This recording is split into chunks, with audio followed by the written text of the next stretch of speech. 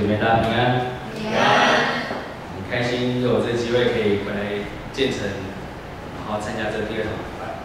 特别第二堂礼拜是我其实从我服侍到现在最多参与的一个服侍，所以这场礼拜对我来讲意义也是特别的重大。那我其实对这场礼拜特别期待，尤其是看到就是越来越多人啊，以前可能后面都不会有人，现在这前面有做人以外，后面也做人，感受到第二堂礼拜开始慢慢的人数有在增长，在复习。我想这是上帝给我们最大的恩典。那我们一起来祷告。现在圣灵，求你帮助我们，我们也谢谢你的恩典，让我们可以在这里听你的话语。求圣灵你亲自开我们的耳朵，让我们可以听见你的话语。也求你打开我们的眼睛，让我们可以看见你的恩典，让我们可以领受从你来一切话语的祝福。奉靠主耶稣基督的圣名祷告，阿门。在这边，我要先跟大家分享一个故事。这个故事呢，是一个真实发生的故事，那也是一个很美的故事。有一个年轻人，他从小他就跟在他的妈妈旁边。他的妈妈是一个非常好的基督徒，他常常教他说：“你要成为一个很棒的基督徒，要成为一个优秀、爱主的基督徒。”这个年轻人在他的同辈当中，确实也是一个很优秀的基督徒，是让人家夸奖。而这位年轻人，他不管在信仰或是他的服事当中，他都是做得非常好，大家都很肯定。而在我们其中当中，如果有这样的人，你可能会想要鼓励他：你要不要去念神学院？因为我们会希望他可以得到更好的造就，我们希望他可以得到更好的栽培，然后可以继续跟着我们一起做上帝的工。有一天，有一个宣教士来到他们的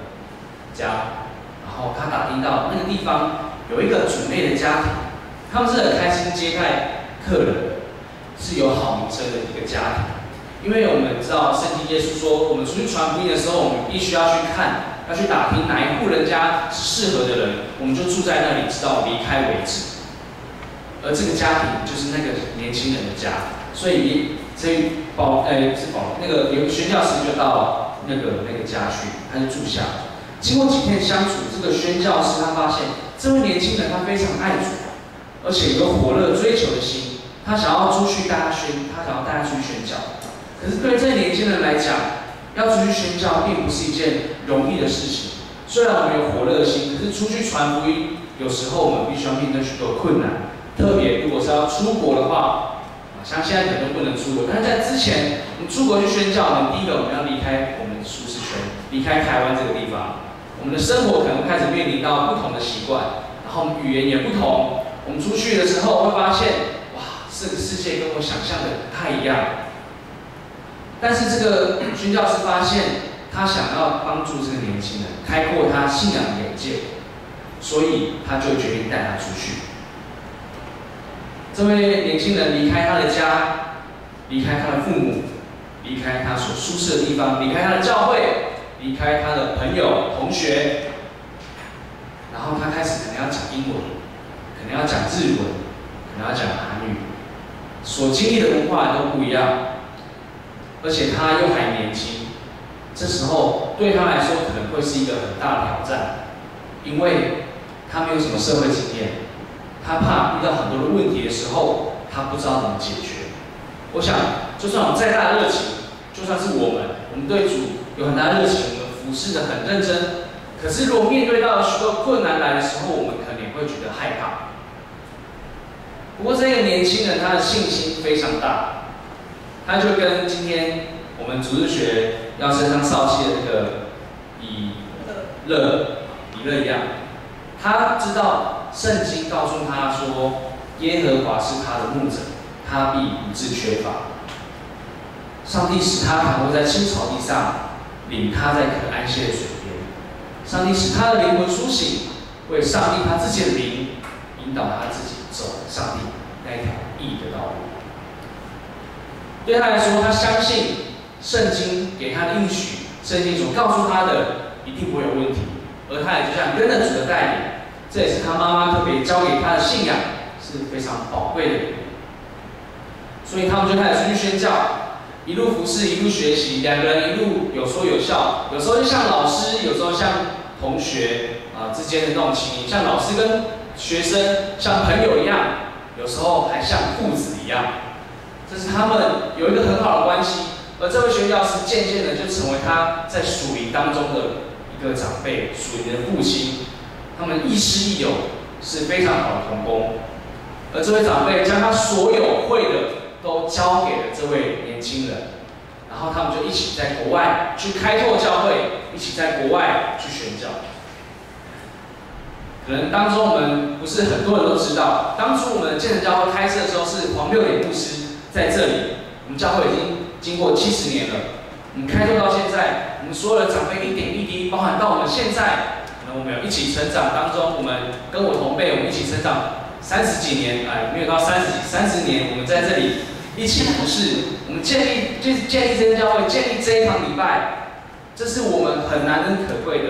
而我们的关系也就像这样子，我们是超越我们的血缘，我们是在主里面的弟兄姐妹。而这个父子也是一样，他们在服侍的过程当中，他们也渐渐的走向超越血缘，是在信仰里面的父与子的关系的。几年后，他们开拓了好几间教会，而这几间教会每一周都有稳定的聚会。对他们来说，他们感到非常开心，因为上帝的福音已经传出去了。但是建立一间教会真的不是一件容易的事情，我们需要付上很大的代价。而且，万一教会没有牧师常常在那里的时候，有没有可能会走歪掉？有可能真理会不正确。而他们所面对的这些开拓的教会，也有这样的问题，所以他们就必须要不断的去巡回走一走他们所建立的教会，四处去看看他们有没有好，有没有稳定聚会，有没有一起分享、一起吃喝等等的。常常我们会听到说宗教好像都差不多了，可能之前很红的西部，还有说有人骑脚踏车问你说你要不要信教等等的，这些我们都会看到有很多充斥在我们当中。是不属于真正的信仰的，不属于真正真理的这些宗教出现，所以我们必须要时常警惕自己。然而，这些他宣教师的这个少年人也是一样，他们必须要去兼顾这些教会，因为害怕这些教会被这个世界影响之后，他们就没有办法再走向真理。各位，你们要知道，开拓一间教会并不是一件非常简单的事情，不是处理好礼拜之后，拍拍屁股就可以走了。我们还必须除了每个礼拜讲道以外，周间可能还要去关心这个教会所有的人。就像这个就像我们现在牧师所做的，周间还有看法，可以跟长老一起。我们不是只是说你们可以聚会然后就走，不是这样的。开拓一间教会，至少你要待在那里一阵子，甚至半年、1年的时间，你才有办法让这间教会稳定的成长。他才有办法好好的成为独立的一个堂会。如果说教会之间距离很远，那我们可能就需要舟车劳顿。像我们现在有高铁就还好，但是如果说假设一个在北，一个在南，可能在东部的时候，我们就并没有办法那么容易的去兼顾每一间教会。所以对于他们来讲也是一样，他们面临到一个很困难是，他们所开拓的教会距离都不是很近，有的可能在山上。有可能在海边，有的可能在很深的一个很交通不方便的地方。对他们来说，他们必须要时常去兼顾这些教会，是一件不容易的事情。然而，他们在城市建立了一间教会之后，他们选择先留在城市的教会，他们好好的来牧养这间教会。但是，他们同时发现，在偏远乡村的地方，可能有其他教会也需要。这个时候，他们必须要做一个决定。这个决定呢，是要决定他们要不要分开，一个人留在城市，另外一个人去到其他教会来帮助有需要的人。我想要面对感情这么深厚，我们必须要分别的时候，我们心中都会有一点点不舍，会觉得难得我们同工这么久了，关系这么好，现在我们却要分开，我们没有办法在一起。为着主的功来努力，但是他们的信仰帮助他们，让他们决定他们要分开。所以这个年轻人最后他决定留在都市的教会，而这个属灵的长辈，他决定他要相信这个年轻人，他可以，然后去到别的地方来继续带其他人需要的教会。这个少年人他自己在那里建立了教会，这个年轻人他没有办法，他在都市的时候，他可能没有办法好好的牧养弟兄姐妹，因为他的教会的人都说，哇，他是不是太年轻了？之前那个属灵长辈好像比较厉害，哇，这个好像讲道不是很会，哇，这个好像连站着都会发抖，怎么办？他到底适不适合牧养我们教会？还是我们要不要写信去找那一位属灵长辈回来？这一位年轻人，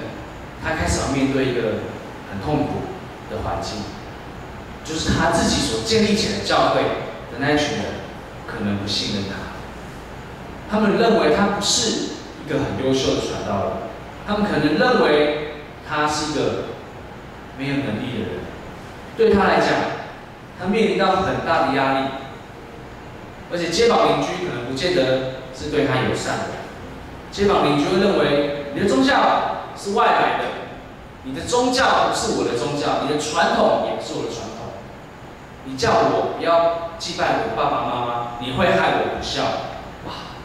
对他来讲，他左右都不是，会有喜欢他街坊邻居，可能也不爱他。当他面临到这么大的挫败的时候，他可能没有办法承受。如果是我面临到这么大的挫败，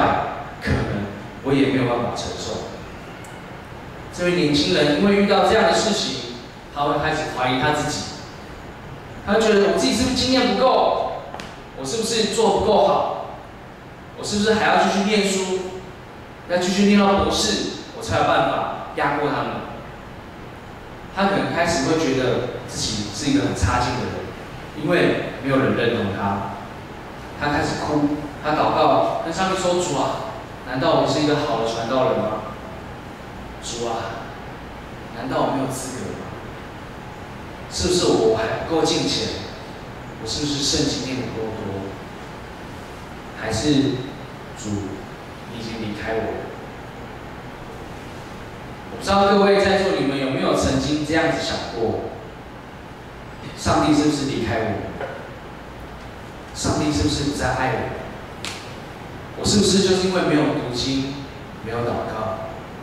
我不是一个基督徒？当这位属灵的长辈知道这位年轻人发生了这些事之后，他非常担心，于是乎他写了一封信给他。他鼓励他说：“我们受呼召，并不是因为我们有多厉害，是因为上帝的恩典。当初在你的心里，上帝赏赐给你的那个信心是真实的，是不会改变的。你要坚守真理，重新使用上帝所给你的恩赐，为主受苦是正常的。”他再一次提醒这位年轻人说：“想想自己的信仰是从哪里来的，想一想当初上帝呼召你的感动是什么，想一想上帝曾经在你身上所行的一切神迹奇事，还有上帝所赐给你的能力。你要坚守你的信仰，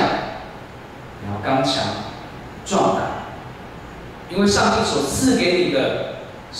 不是胆怯的心，是刚强仁爱谨守的心。”这个故事其实就是我们刚刚所念的这段经文，保罗跟提摩太的故事。这是一个非常美的故事，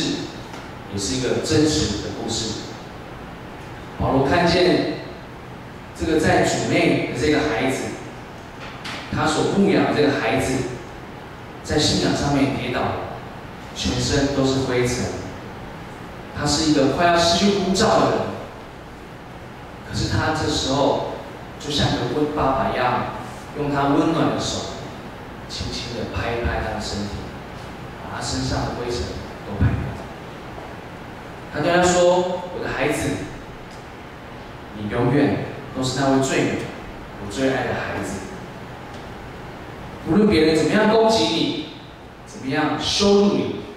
你都不用觉得委屈，因为我们知道我们是为了什么受苦，我们所相信的是谁。保罗的提醒也提醒了我，他要我开始回想我的信仰，就如同他在写信的时候告诉提摩太说：想一想，你当初你的信仰是从你的母亲还有你的外祖母来的，想一想上帝给你的恩典，想一想我所教给你的，上帝必会保守你，保守你所交付给他的。这让我想起我那个非常严格的母亲，我的妈妈阿环姐。如果没有她，我的信仰没有办法好好的扎根。还有就是我的母会，也就是建成教会。母会的意思，也就代表教会是我另外一个母亲，她是栽培我，让我长大的地方。还有许多常常赞美我的长辈，祝福我的长辈，也还有在我失去斗志的时候，在我无法面对我的人生以及我的信仰的时候，安慰我、鼓励我的每位弟兄姐妹。保罗也提醒我，看一看上帝，看看上帝给我自己的恩赐是什么，看看上帝给你的恩典是什么。包括他的供应，包括他的爱，他给我带领人的恩赐，让我可以带领青少年，让我可以在这个教会，在我的服事当中带领敬拜、带领赞美等等。他也帮助我，可以让一个人的信仰成长，能够来领人归主。上帝更给我智慧，我是一个不爱念书的人。但是上帝帮助我完成了这3年的神学训练，甚至我今天可以站在这里来宣讲他的话语。你们也都是我在生命当中很美的见证。当我人生失去盼望的时候，我可以常常想起你们每一个人的脸，我可以常常想起你们的笑容，想起我们一起在团契当中的分享，想起我们每次办营会的辛苦，想起在每一次上帝的恩典当中我们的分享。我的妈妈常常告诉我，不是她有能力可以养我长大，而是上帝的能力养我长大。真的，如果不是上帝的恩典，我可能现在是在外面流浪的人。如果不是上帝的恩典，不会有人想要打电话叫我回来教会。如果不是上帝的恩典，我没有各位你们这一群弟兄姐妹一起成长，一起茁壮。如果不是上帝的恩典，耶稣基督不会改变我的生命，让我成为一个传道人。保罗在这边提醒提摩太，也提醒我们，不是我们人可以做什么，而是看见上帝在我们生命当中所做的一切。上帝他使用提摩太这位年轻人，在以弗所建立教会、传福音，成为保罗宣教的同工，甚至是一位最亲密的同工。他所做的是超越他能力所能做的事情。有时候可能我们会觉得我们是一个肮脏的人，我们是一个不配的人，我们不够敬虔，上帝不会爱我。不是这样的，上帝说：“孩子，我永远爱你，你都是我呼召来的那一个儿女。我要用我慈爱的双手，将你身上所有的灰尘都排掉，因为你是我所爱的那一位，你是我合用的器皿。我呼召你成为我的同工，我要呼召你跟我一起建立我的教会。”这是上帝的恩典，这是上帝在我们生命当中所给我们的。可能我们会灰心，我们会有软弱时候，可是不要害怕。上帝的恩典永远我们有。这是他的应许，也是他所告诉我们的话。让我们一起赞美，用这首诗歌成为圣洁器皿。我们也再次向上帝宣告说：主，愿你的恩典临到我，使我成为一个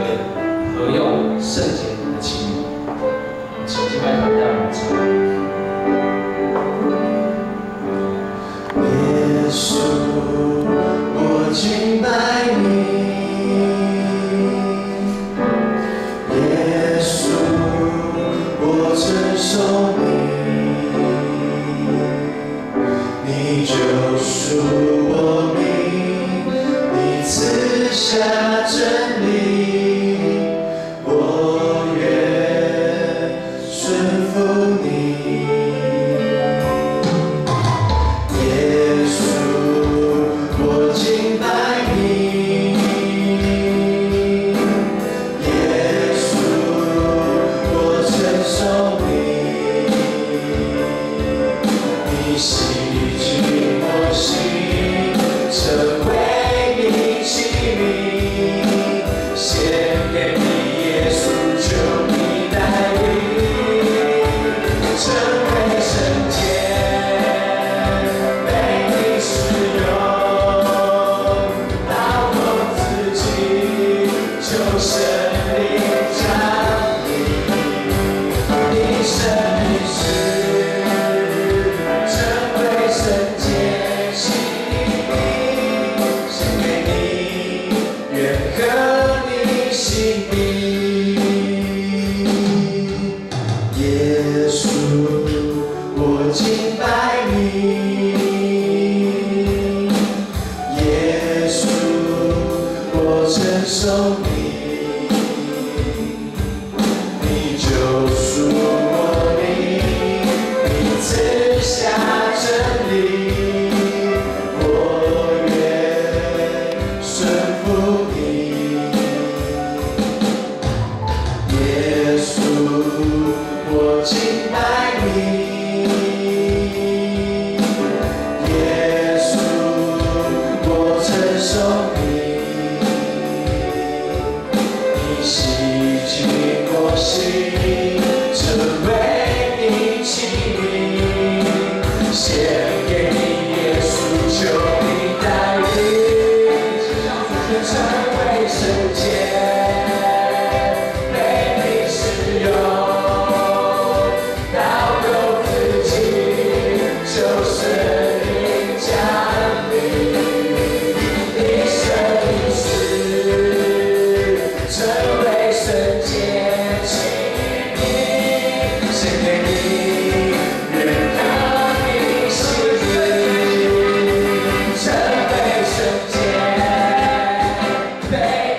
心意，成为圣洁，被你使用，劳动自己，求神灵降临，你生你死，成为圣洁器皿，献给你，愿合你心意，成为圣洁，被你使用，倒空自己，求神灵降临，一生一世，成为圣洁器皿，献给你，愿合你心意。